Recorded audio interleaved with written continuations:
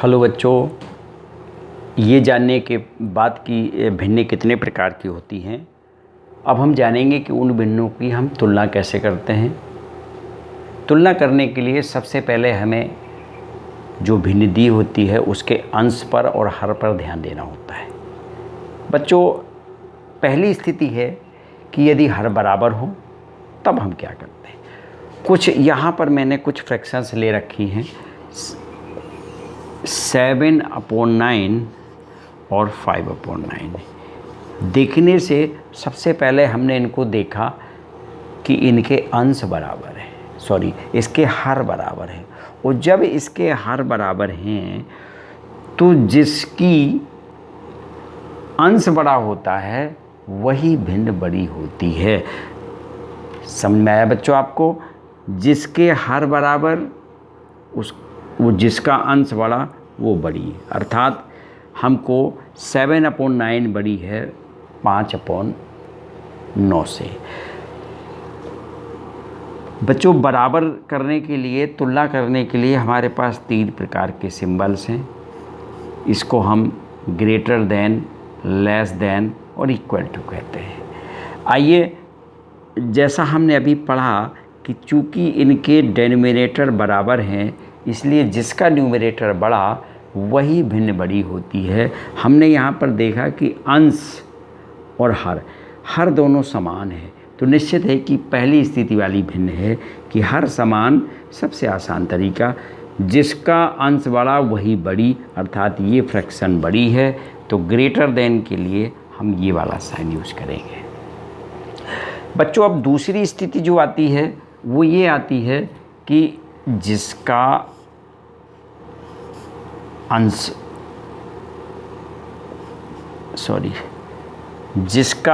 बड़ा हो। जैसे मैंने यहाँ पे लिखा है x/12। इसमें आप देख रहे हो कि दोनों के अंश बराबर हैं। पहले हमने हर को देखा था, अब देखा कि यहाँ पे दोनों के अंश बराबर हैं। अब हम कैसे बताएं? तो बच्चों, इसका जस्ट अपोजिट नियम है। यदि अंश बराबर तो हर जिसका छोटा वही बड़ी। ध्यान दीजिएगा यहाँ पर, यदि अंश बराबर हैं, अब हर देखा हमने, तो जिसका हर छोटा है वही फ्रैक्शन बड़ी होगी। तो यहाँ पर हर 11 है, ये 12 है, तो ये छोटा है, तो यही फ्रैक्शन बड़ी होगी। तो एक बार फिर हम ग्रेटर देन का साइन लगाएंगे। बच्चों, ये दूसरी स्थिति आती है जब अंश बराबर है। अब आता है कि ऐसी स्थिति आ जाए कि ना तो अंश बराबर हैं ना हर बराबर है। अब हम क्या करेंगे? उस स्थिति में हमारे पास एलसीएम मेथड है और क्रॉस मल्टीप्लिकेशन मेथड है। लेकिन उसके पहले एक चीज़ और थोड़ी सी गौर करने की है, जिसमें हमको थोड़ा सा मेहनत कम करनी पड़ेगी और लिखना कम पड़ेगा हमको। जैसे हम देख रहे हैं कि इसका जो हर है ये एक दूसरे के गुणज हैं। जैसे ये देख रहे हो 3 का गुणज 6 है, तो ये दोनों गुणज का मतलब समझते हैं आप? मैंने आपको बताया था मल्टीपल्स वाले चैप्टर में कि किसी भी संख्या का मल्टीपल्स का मतलब है कि दोनों एक ही टेबल में आने चाहिए। वो आ भी रहे, 3 1 जा 3, 3 2 जा 6। उसके लिए आपको फ़ायदा क्या हो जाएगा कि इस फ्रैक्शन के इक्विवेलेंट फ्रैक्शन बनानी होगी। आपको क्या बनानी होगी? इसके इक्विवेलेंट फ्रैक्शन आपको पैदा करनी होगी। उसके लिए आपको क्या करना होगा कि इसमें 2 का मल्टीप्लाई करना है, और जब हर में 2 का मल्टीप्लाई किया तो वही अंश में भी आपको 2 का मल्टीप्लाई करना पड़ेगा। ये आप सेकंड स्टेप पे दिखाइएगा कि 2 × 2/3 × 2, और ये 5/6 है। फ़ायदा ये हुआ कि इसको हमने डिस्टर्ब नहीं किया, सेम रही है। 2 2 जा 4 और 3 2 जा 6 और 5/6। इस तरीके से हमने देखा कि इसका इतना सॉल्व करने से हम सीधे सीधे पहली स्थिति में आ गए। अब चूँकि हर बराबर हो गए तो जिसका अंश बड़ा वही बड़ी। तो बच्चों, चूँकि इसका अंश बड़ा है तो ये फ्रैक्शन बड़ी मानी जाएगी, अर्थात ये फ्रैक्शन इससे जनरेट हुई थी। तो अब आंसर जो आप लिखेंगे वो ये वाला लिखेंगे, आपको निशान ये लगाना होगा। उसने ये नहीं पूछा तो ये है, लेकिन उसको बदल के, चूँकि ये और इनमें कोई अंतर नहीं है, ये समतुल्य भिन्न है, इक्विवेलेंट फ्रैक्शन है, तो इस तरीके से आप कह सकते हैं कि ये बड़ी है। बच्चों, इसको सॉल्व करने का एक तरीका और है। जब ऐसी स्थिति आ जाती है कि मल्टीपल्स होते हैं तो हम इस तरीके से कर देते हैं, नहीं होते हैं तो हम कैसे करते हैं। हालांकि जब मल्टीपल्स होते हैं तब भी आप उसको इस मेथड से लगा सकते हैं, लेकिन जब विशेष तौर से जैसे आप फ्रैक्शन लगाते जाएंगे वैसे आपको अनुभव होता चला जाएगा कि हम कब कितना सवाल को छोटा करें। जितना सवाल को छोटा करेंगे कोशिश ये रहेगी कि उसमें गलतियाँ ना हो और हमको लिखना कम पड़े। चलिए, लिखा है 2/3 और 3/4। इसी क्वेश्चन को हम लेते हैं। इसमें बच्चों आप देखें तो मल्टीपल्स किसी के नहीं है, हर किसी के बराबर नहीं है, अंश किसी के बराबर नहीं है, ये तीनों स्थितियां नहीं हैं। तो अब हम इसको कैसे करेंगे? तो बच्चों उसके लिए मेथड है एलसीएम का। एलसीएम निकालना आप जानते होंगे। मेरा आप एलसीएम जानने के लिए, पूरे विस्तार से जानने के लिए, आप एलसीएम वाले वीडियो में आप देखिएगा, मेरे चैनल में जाकर के एलसीएम के नाम से एक वीडियो है, उसको आप देखें और एलसीएम जाने हम कैसे करते हैं। फ़िलहाल मैं आपको बताता हूँ कि 3 और 4 का एलसीएम क्या होगा। देखिए, प्राइम नंबर से हम डिवाइड करते हैं। 2 का इसमें जाता नहीं है, एज इट इज़ आ जाएगा, और 2 2 जा 4, फिर 2 का दिया तो 3 और 1, फिर 3 का दिया 1 1, तो एलसीएम आ जाता है 12। अब बच्चों जो एलसीएम आता है उस एलसीएम का हम ध्यान देते हैं कि जो हर हैं उसमें हम एलसीएम को बनाने का प्रयास करते हैं, अर्थात यहाँ भी 12 हो जाए और यहाँ भी 12 हो जाए। उसके लिए हमें इनमें कुछ मल्टीप्लाई करने होंगे, और जितना इसमें मल्टीप्लाई करना होगा उतना ऊपर भी करना पड़ेगा। तो आइए हम करते हैं। तो हमने देखा 3 में 12 लाने के लिए हम 4 का मल्टीप्लाई करेंगे, तो निश्चित है कि हमें 4 का ऊपर भी करना होगा। अब यहाँ पर हम क्या देखेंगे कि 4 में 3 का मल्टीप्लाई करना होगा 12 लाने के लिए, और 3 का किया तो यहाँ पर आपको ऊपर भी 3 का करना होगा। तो बच्चों ये बन जाती है 8/12 और ये बन जाती है 9/12।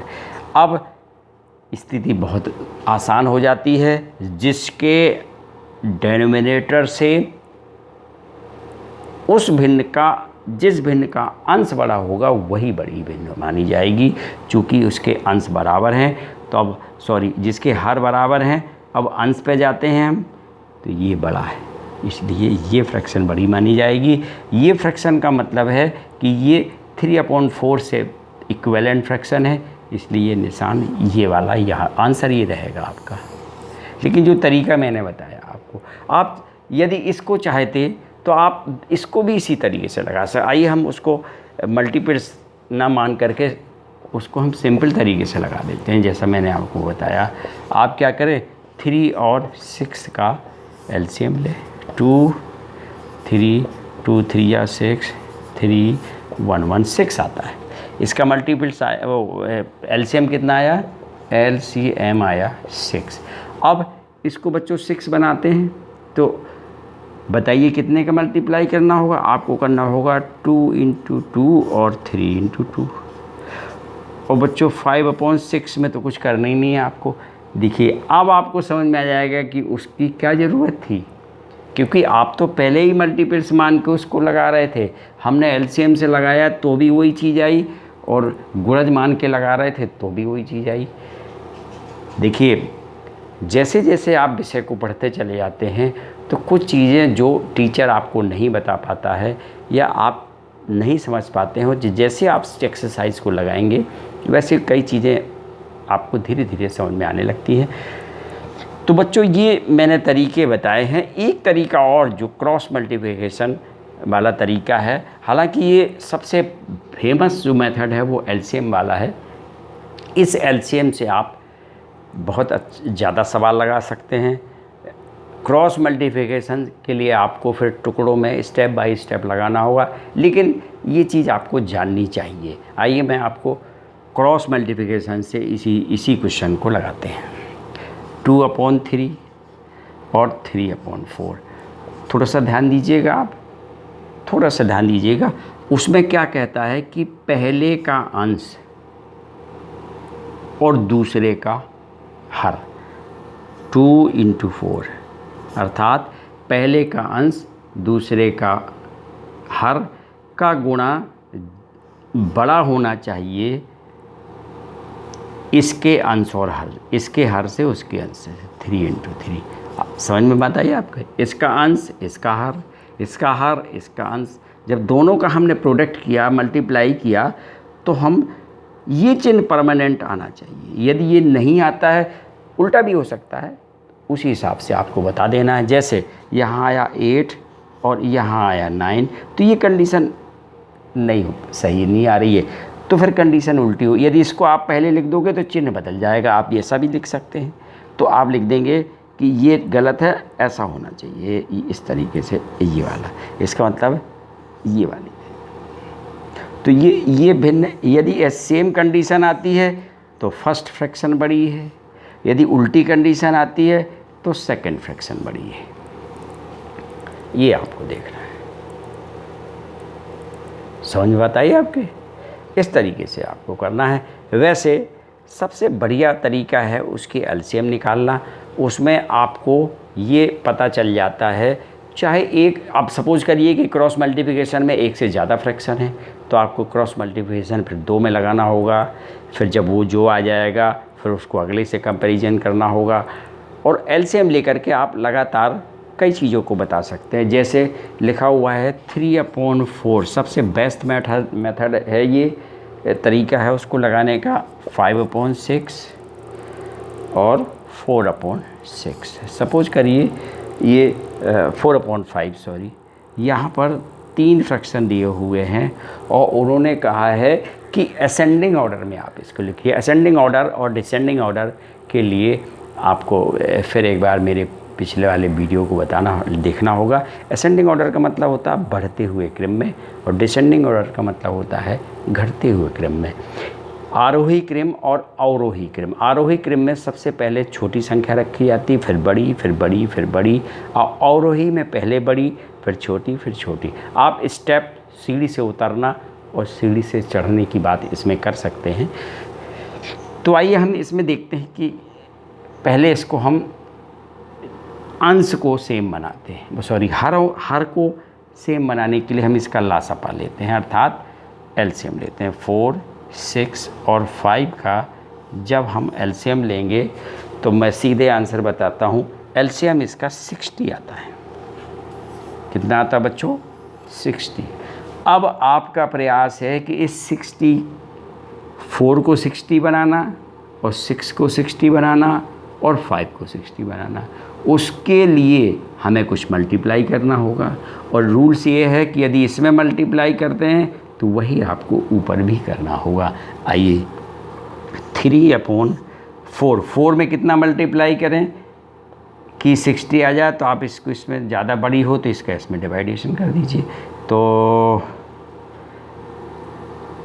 15 का मल्टीप्लाई करना पड़ेगा। 4 × 15, 15 का यहाँ किया तो 15 का यहाँ कर दिया। इसमें आपको 5 × 6 में 10 का करना होगा, तो 10 को आपको ऊपर करना होगा।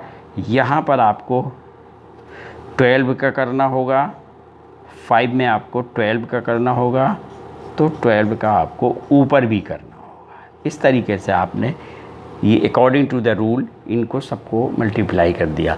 अब मल्टीप्लाई करने के बाद 15 3 जा 45, 45/60। दूसरा फ्रैक्शन आ जाता है 50/60, और थर्ड फ्रैक्शन आ जाता है 8/60। अब देखिए सबके डेनोमिनेटर सेम। अब इसमें से जिसका अंश सबसे छोटा वही छोटी। अब देखिए यहाँ पर हर तीनों के बराबर हैं। अब आप देखिए कि इसका अंश छोटा है। तो चूँकि हमें आरोही क्रम में लिखना है तो सबसे छोटा लिखा जाएगा, अर्थात 8/60 के बाद नंबर आता है 45/60 और इसके बाद सबसे लास्ट नंबर आता है 50/60। अब 8/60 बनी कहाँ से? 8/60 इससे बनी। तो आपको लिख देना 4/5 सबसे छोटी, फिर 45/60 किससे बनी?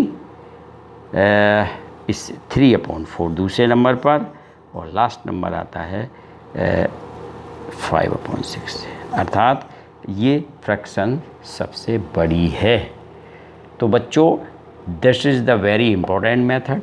ये बहुत इम्पोर्टेंट तरीका है। आप इस तरीक़े को जानें कि with the help of LCM हम कैसे असेंडिंग ऑर्डर में लिख सकते हैं और कैसे हम डिसेंडिंग ऑर्डर में लिखते हैं। तो मेरे ख्याल से ये चीज़ समझ में आई होगी। तो बच्चों, एक एक एग्ज़ाम्पल लेकर के आप सवालों को लगाएं। यदि आपको नहीं आता है तो एक बार वीडियो को पीछे करके फिर से देखें, और नहीं आता है तो मेरे कमेंट बॉक्स में जा कर के मुझको कमेंट करें, मैं आपको उसका हल बताऊंगा। Thank you.